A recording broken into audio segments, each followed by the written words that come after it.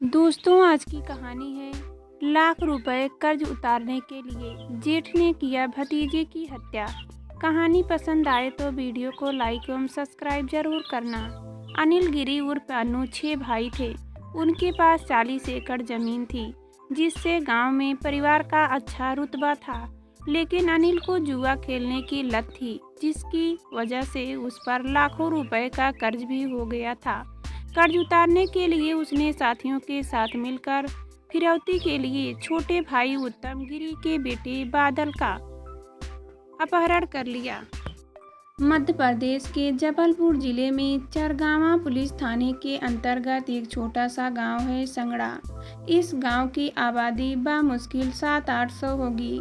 गांव के अधिकांश लोग खेती बाड़ी का काम करते हैं। संगड़ा गांव के उत्तम गिरी का 6 भाइयों का परिवार रहता है। उत्तम गिरी और सबसे बड़े भाई सतमन गिरी एक साथ रहते हैं, जबकि 4 अन्य भाई घर से कुछ दूरी पर बने मकान में रहते हैं। मूलतः किसानी करने वाले इस परिवार के पास लगभग 40 एकड़ खेती की जमीन है। 8 अप्रैल 2019 की बात है। उत्तम गिरी की पत्नी ममता परिवार के लिए खाना बना रही थी।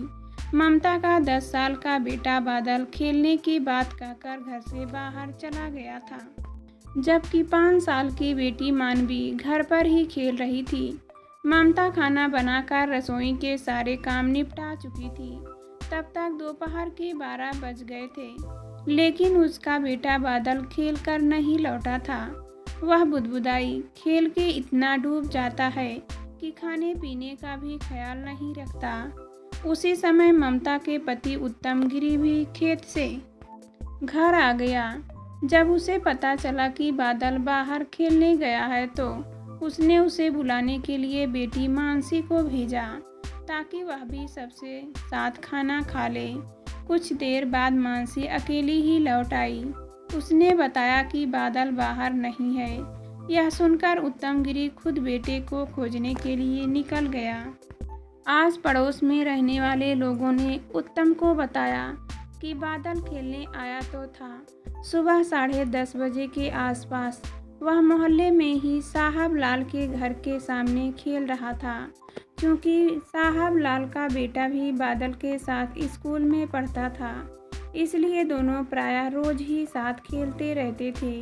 उन्होंने साहब लाल के घर जाकर बेटे के बारे में पूछा तो उसके बेटे ने बताया कि आज वह खेलने के लिए घर से निकला ही नहीं है। इसके बाद बादल की मम्मी पापा के अलावा उसके बड़े पापा सतमन गिरी की चिंता बढ़ गई। जैसे ही गांव वालों को उत्तम के 10 वर्षीय बेटे बादल के गुम होने की जानकारी मिली, तो उत्तम के घर लोगों की भीड़ जुटने लगी। जब शाम तक बादल का पता नहीं चला, तो उत्तम गिरी के बड़े भाई सतमन गिरी ने शाम को चरगावा थाने पहुंचकर बादल के अपहरण की रिपोर्ट दर्ज करा दी। चूँकि फरवरी माह में मध्य प्रदेश के चित्रकूट में 2 बच्चों के अपहरण के बाद हत्या करने की घटना हो चुकी थी, इसलिए थाना प्रभारी ने इस मामले को गंभीरता से लिया।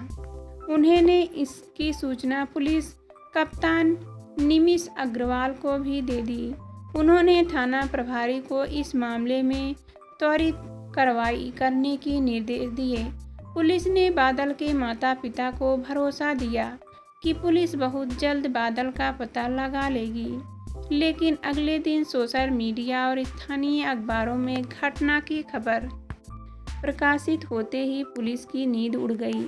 एसपी के निर्देश पर पुलिस टीम ने 2 दिन और 2 रात गांव संगड़ा में कैंप कर गांव में घर घर जाकर करीब 100 से अधिक महिलाओं, पुरुषों व बादल के हम उम्र बच्चों से सघन पूछताछ की, लेकिन बादल का कहीं कोई सुराग नहीं मिला। घटना को लेकर गांव में तरह तरह की चर्चाएं होने लगी। कोई कहता कि बादल का अपहरण हो गया है, तो कोई नवरात्र में किसी तांत्रिक क्रिया के लिए देवी माँ को बलि चढ़ाने की बात कहता। पुलिस किसी से जाति दुश्मनी और अन्य पहलुओं पर भी छानबीन कर रही थी। उसे यह भी शक था कि कहीं किसी ने बादल के साथ कुकर्म कर हत्या न कर दी हो। 10 अप्रैल की रात गांव में पुलिस बल की मौजूदगी में बादल के परिजनों और गांव के प्रमुख लोगों ने रात 2 बजे तक बादल की खोजबीन की, लेकिन उसका कोई अता पता नहीं लग सका। बादल के गायब होने की गुप्ती पुलिस के लिए चुनौती बनी हुई थी। इस बीच एसपी साहब ने बादल की सूचना देने वाले को 25,000 रुपये का इनाम देने की घोषणा कर दी। उधर बादल की मां ममता का रो रो कर बुरा हाल था।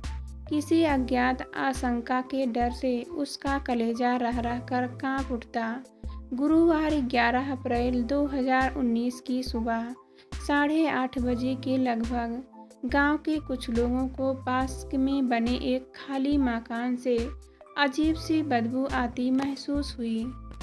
जब उत्तम और गांव के लोग उस मकान के अंदर पहुंचे तो उन्हें एक जर्जर कमरे में प्लास्टिक की बोरी नजर आई।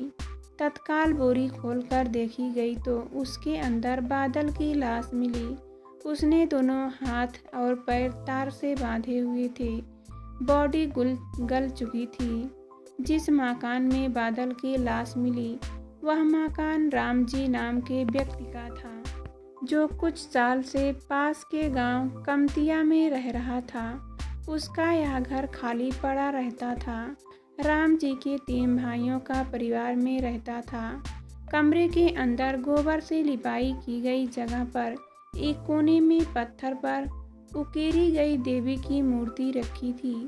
मूर्ति के पास ही त्रिशूल, मोरपंख, बुझे हुए दीपक के साथ 2 नारियल भी थे। घर की आंगन और पिछले दरवाजे तक खून के धब्बे मिले।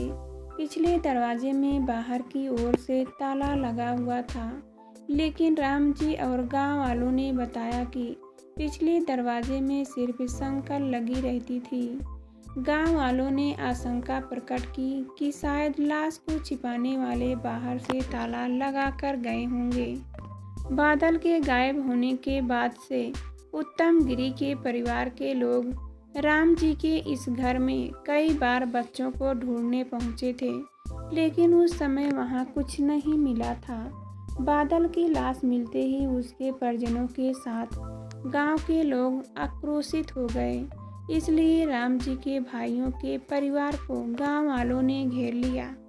सुबह 8:30 बजे राम जी के भतीजे मुकेश ने फ़ोन पर अपने चाचा राम जी को बताया कि उनके घर में बादल की लाश मिली है, जिसके कारण गोस्वामी परिवार के लोग उन सभी को परेशान कर रहे हैं। यह जानकारी मिलते ही राम जी भी संगड़ा पहुंच गया। उधर गोस्वामी परिवार के साथ गांव के कई युवकों ने गांव की घेराबंदी कर रखी थी। इस बीच किसी ने पुलिस को खबर की तो चरगावा थाने की पुलिस वहां पहुंच गई। चरगावा थाना प्रभारी नितिन कमल द्वारा की गई जांच एवं पूछताछ में एक बात तो तय मानी जा रही थी कि बादल के अपहरण एवं हत्या में किसी करीबी का हाथ है। विवेचना के दौरान गांव की महिलाओं एवं पुरुषों और बच्चों से लगातार सघन पूछताछ की गई। पूछताछ के आधार पर संदेह की सुई मुकेश श्रीपाल के इर्द गिर्द घूमने लगी। बादल का शव जिस मकान में मिला, उसके मालिक राम जी के भतीजे मुकेश श्रीपाल के बार बार बयान बदलने से पुलिस को संदेह हुआ। पुलिस ने जब मुकेश के बारे में जानकारी जुटाई तो पता चला कि मुकेश अपने पुराने साथी गुड्डू उर्फ मनोहर लाल तिवारी और अनिल उर्फ अन्नू गोस्वामी के साथ रहता है। अनिल उर्फ अन्नू गोस्वामी मृतक बादल का ताऊ यानी उसके पिता का बड़ा भाई था। तीनों जुआ खेलने के आदी थे और उन पर लाखों रुपए का कर्ज था। मुकेश के साथ रहने वाला गुड्डू तिवारी भेड़ाघाट में हुई एक हत्या का आरोपी भी है। पुलिस टीम ने जब मुकेश से पूछताछ की तो वह इस मामले में खुद पाक साफ बताता रहा, लेकिन पुलिस की सख्ती पर वह टूट गया। मुकेश ने पुलिस को जो कहानी बताई वह दिल दहला देने वाली थी। पता चला कि मासूम बादल के अपहरण और हत्या की साजिश में बादल का सगा ताऊ अनिल गोस्वामी उर्फ अन्नू और उसका दोस्त मनोहर तिवारी शामिल थे, जो ये सट्टे की गलत आदत के चलते लाखों रुपए के कर्ज में डूबे इन दरिंदों ने पैसों के लिए मासूम बादल का कत्ल किया था। मुकेश की निशानदेही पर पुलिस ने अनिल और गुड्डू तिवारी को भी हिरासत में लेकर उनकी सघन पूछताछ की। पुलिस पूछताछ में जो कहानी सामने आई उसके अनुसार गांव संगड़ा निवासी मुकेश श्रीपाल, गुड्डू उर्फ मनोहर लाल तिवारी और अनिल गिरी को जुआ खेलने और शराब पीने की लत थी। कुछ दिनों पहले ही तीनों नरसिंहपुर जिले की सीमा से सटे नगर गोटी गांव में जुआ खेलने गए थे। वहां बड़ी रकम हारने के कारण तीनों पर लाखों रुपए का कर्ज हो गया था। जब कर्जदारों ने उन्हें धमकाना शुरू किया तो तीनों परेशान रहने लगे। कर्ज से मुक्त पाने के लिए तीनों लूट, डकैती और अपहरण की योजना बनाने लगे। तीनों को जब कोई रास्ता नजर नहीं आया तो इसके लिए अनिल उर्फ अन्नू ने सुझाव दिया कि उसके छोटे भाई उत्तम के बेटे बादल का अपहरण कर लिया जाए तो 10-12 लाख की फिरौती मिल सकती है। उत्तम कुछ भी करके रुपए दे देगा। यह सुनकर मुकेश, गुड्डू और अन्नू ने योजना बनानी शुरू कर दी। इसके बाद वे तीनों बादल के अकेले घर से निकलने का इंतजार करने लगे। 8 अप्रैल 2019 की सुबह लगभग 11:15 बजे गुड्डू, मुकेश और अन्नू गांव में खाली पड़ी दलान पर जुआ खेल रहे थे। तभी उनकी नज़र अकेले घर जाते हुए बादल पर पड़ी तो उन्होंने जुआ खेलना बंद कर दिया और अनिल गिरी उर्फ अन्नू बादल के पास पहुंच गया। उसने बड़ी प्यार से बादल को घूमने चलने को कहा तो वह ताऊ की बात नहीं टाल सका।